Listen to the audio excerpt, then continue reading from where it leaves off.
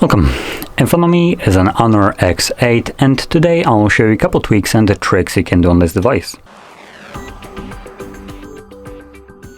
So to get started, we're going to open up our settings, and in here we can navigate starting off to the home screen and wallpaper, which will give you a bunch of different settings for customizing the look and feel of your device, and more specifically your home screen.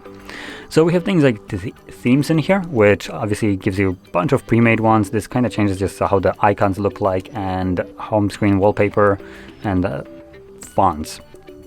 But you can obviously change most of this on your own. So we have things like wallpaper, we have icons, which allows you to change different icon packs, and I believe if you download new ones from like Play Store, they should appear in here as well and give you the choice to select those instead. Now also under that have the home screen settings. So here we have things like Google Discovery. So basically this page right here, if you don't like it, you can turn it off in here. And we also have the layout right over here at the top.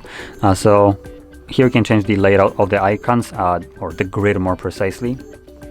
So this will shrink the icons just a little bit and fit more of them on your home screen, or it actually doesn't look like it shrinks them, to be honest. But if you want a more compact feel of it, you can just customize it in here. And thing to keep in mind, as you can see, I have more icons right here, while the bottom bar, or the one that doesn't change when you scroll through pages, hasn't changed. But you can actually add more in here now that we can actually fit more. Now moving on to the next option, it's going to be the dark mode under the display. So here, should have it somewhere. Where is it? Dark mode, there we go. So we can enable it. For some reason we have enable all day or schedule. So let's see, under schedule, so we have just a custom like timer. Typically we also have the sunset to sunrise, but here just either enable all day or on a custom timer of your choice. So obviously if you want dark mode, you can enable it in here. It will just give you this black look to everything. I probably would recommend selecting the schedule one. This will give you basically the best of both worlds. Dark mode isn't as visible during the daytime outside, and like during summer for instance. So having it on schedule will be a significantly better option rather than having it permanently in dark mode. And obviously during the nighttime, I probably don't want to get flashbanged by your device. Moving on, we'll have the the system navigation, and that is located under the system and the update right at the top, system navigation. And here you can switch between gestures, which is what I have been using for this entire time, or button navigation. So select whichever one you prefer more.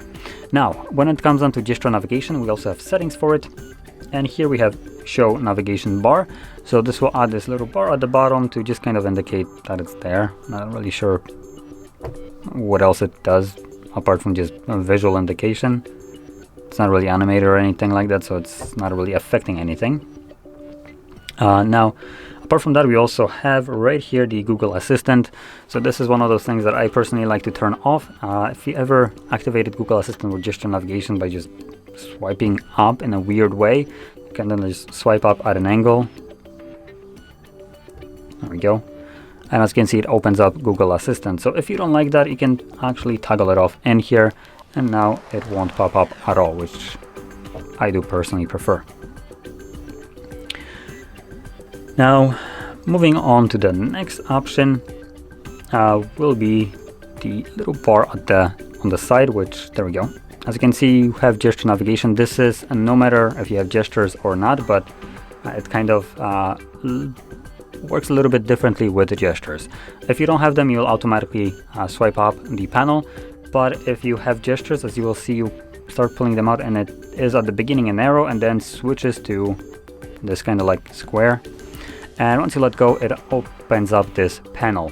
In here we have a couple applications that will be just added by default, but you can customize this by tapping on the plus and adding your own applications. Once you have done so, you can then open up any kind of app in this pop-up view, assuming the app can be opened up in this kind of manner. And not every app will have this option, so keep that in mind. But once you have this, I can just move it around. If you grab grab it correctly.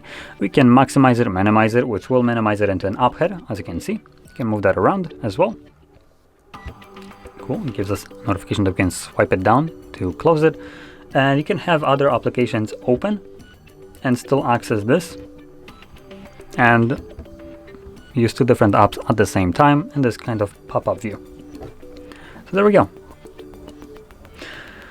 Now, with this being said, if you found this video helpful, don't forget to hit like, subscribe, and thanks for watching.